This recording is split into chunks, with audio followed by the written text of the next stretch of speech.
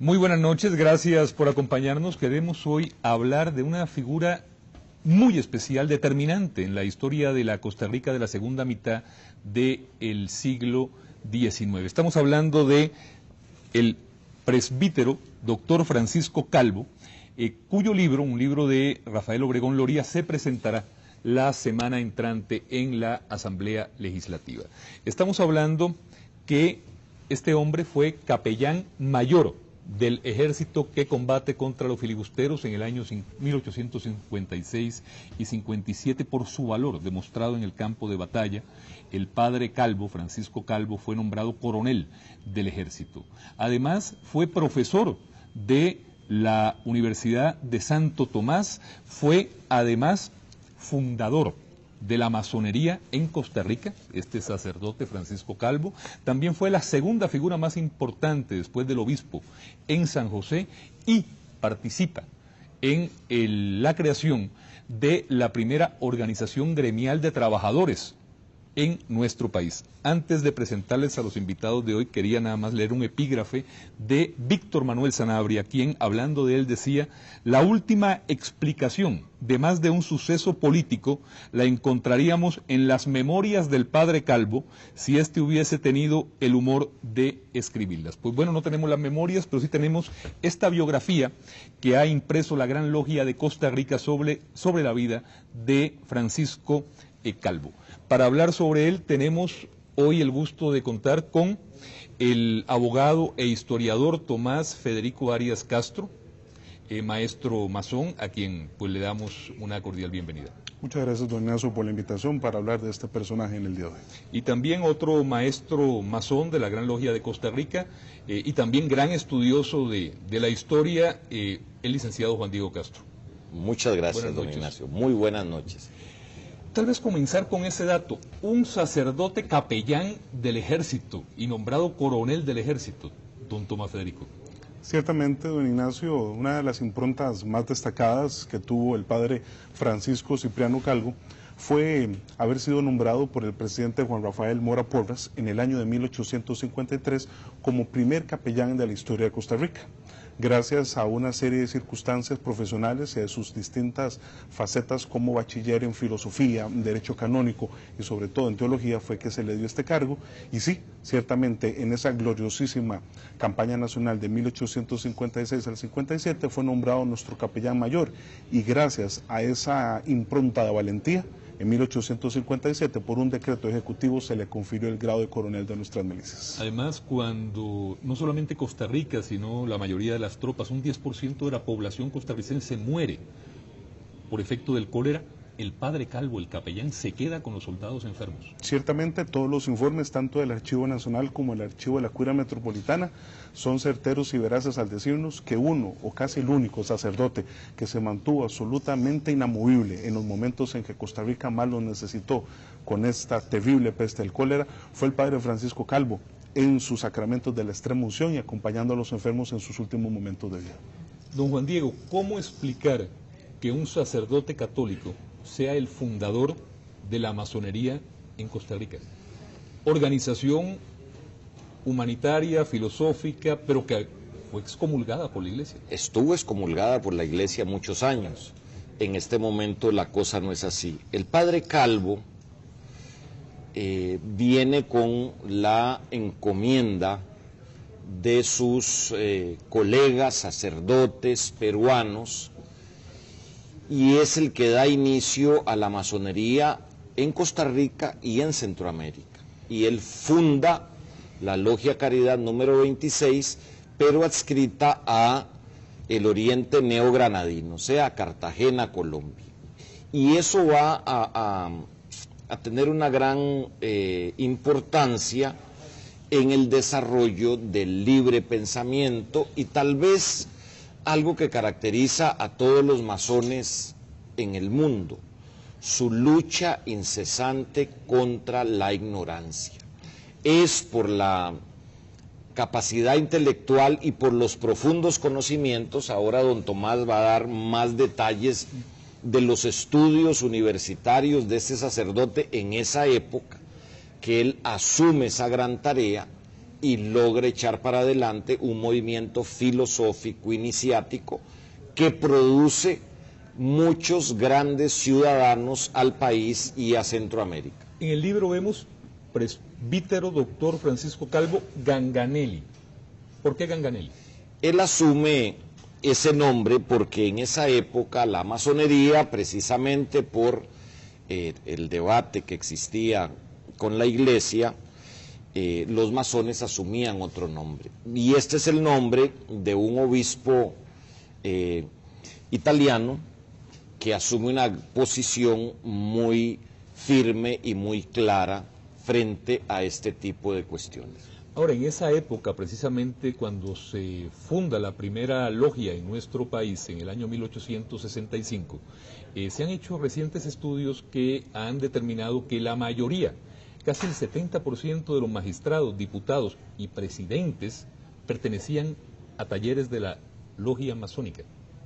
Aunque estuvo antes de que Francisco Calvo fundara esta logia, aquí existían masones y igual mi colega que es experto en los temas, Tomás, puede dar más datos. Pero la masonería produjo los mejores prohombres de muchas épocas en la historia de este país. Y claro que sí, estaban por todas partes hasta que viene... Inclusive una cantidad de presidentes muy grande. De hecho, tal vez el tema más importante en esa coyuntura radica precisamente en que don Francisco, cuando viene a fundar a la masonería en Costa Rica en ese año, lo hace no buscando a cualquier individuo. Viene y busca a un grupo de 10 individuos bastante conspicuos, bastante importantes de nuestra realidad, y conforma esa primera logia, Caridad número 26, precisamente aglutinando políticos, empresarios, economistas y abogados para darle todo un raigambre de importancia a la masonería. ¿Podemos mencionar algunos de esos nombres? Por supuesto. Manuel Antonio Bonilla Carrillo, en aquel momento vicepresidente del Parlamento; Aquiles Bigot, uno de los más grandes pintores de Costa Rica; Isidro Ledkowitz, primer empresario del gas en Costa Rica; Federico Mason, primer meteorólogo de Costa Rica; Matías Welfel, Santiago Haslan, Adolfo Romero, Alfredo García, todos diputados del Parlamento; y por supuesto, don Luciano Beche Arana, hermano del primer embajador de Chile en Costa Rica.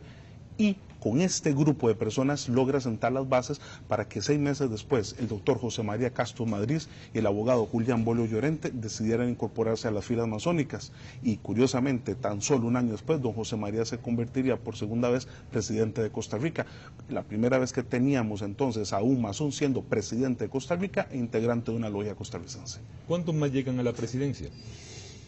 Directamente por elección son 18 expresidentes, y los estudios que hemos venido realizando, especialmente por Tomás y por otro maestro masón que es Luis Guillermo Calvo, vamos por 24 ciudadanos, 18 electos popularmente y 6 que son vicepresidentes o designados que ocupan la presidencia de la República. En total entonces 24. También hay un hecho, don Tomás, y es que el padre Calvo participa en la elección de varios presidentes en la época. Ciertamente, don Ignacio, en el antiguo sistema electoral costarricense, los ya famosos 2 grados, en donde se elegían primero a una serie de electores que a su vez elegían al presidente de la República, le tocó al padre Francisco Calvo ser elector en la provincia de San José para elegir precisamente al doctor José María Castro Madrid, al presidente Tomás Guardia Gutiérrez y al presidente Próspero Fernández. En esas 3 ocasiones se convirtió en uno de esos electores vitales para que estos 3 ciudadanos pudieran incorporarse a la presidencia, y los 2 últimos de ellos compañeros de él en las filas masónicas. Además de lo que hemos mencionado, funda la primera agrupación gremial, el primer, digamos, sindicato en nuestro país, el padre Calvo. El padre Calvo, en otra de esas improntas muy particulares de él, se adelanta exactamente en 16 años a Monseñor Til con esos discursos alrededor de los derechos de los trabajadores. ¿Por qué? Porque el 24 de enero de 1874 funda el famoso grupo gremial de los artesanos y obreros de San José y sienta las bases de lo que va a ser la primera defensa de esos derechos gremiales en nuestra patria. Ahora, ¿por qué un hombre tan influyente, un hombre que participa en hechos tan importantes durante esa segunda mitad del siglo XIX, muere en abandono, en soledad, ignorado, inclusive es una persona, es una figura también ignorada a lo largo de nuestra historia en las décadas siguientes. El autor Ricardo Blanco Segura, uno de los más grandes historiadores eclesiásticos de nuestra patria, decía claramente que el pecado de don Francisco Calvo fue haber sido masón. Eso es lo que lo estigmatizó, fue ante los ojos de sus congéneres de la iglesia, y lamentablemente también en la masonería fue olvidado en los últimos 10 años, pues fue obligado a presentar una carta de renuncia, la cual se guarda en el archivo de la Curia Metropolitana, y sí, ciertamente, como usted lo indica, fueron circunstancias absolutamente paupérrimas y diríamos nosotros casi que vergonzosas en las que el padre Francisco murió. Cosa curiosa, en su peculio no tuvo ni siquiera dinero para comprar un ataúd, y fue Monseñor Bernardo Augusto Til Hoffmann que con 88 colones de la época compró su ataúd. Creemos nosotros en un agradecimiento porque ciertamente Monseñor Til había accedido a ser segundo obispo de Costa Rica gracias a la impronta del padre Calvo. Pues más de 100 años después se presenta este libro, don Juan Diego, que presenta la Gran Logia de Costa Rica. Se va a presentar precisamente la semana entrante en la Asamblea Legislativa.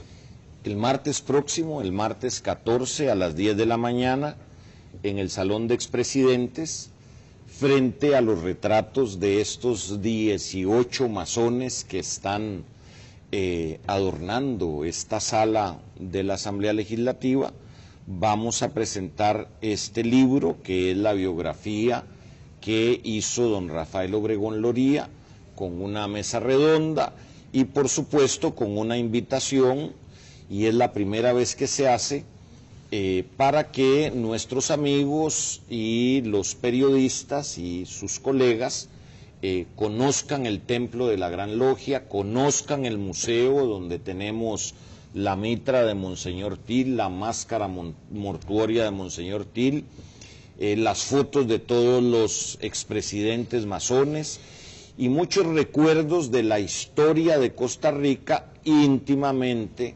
relacionada con la historia de la masonería nacional y mundial.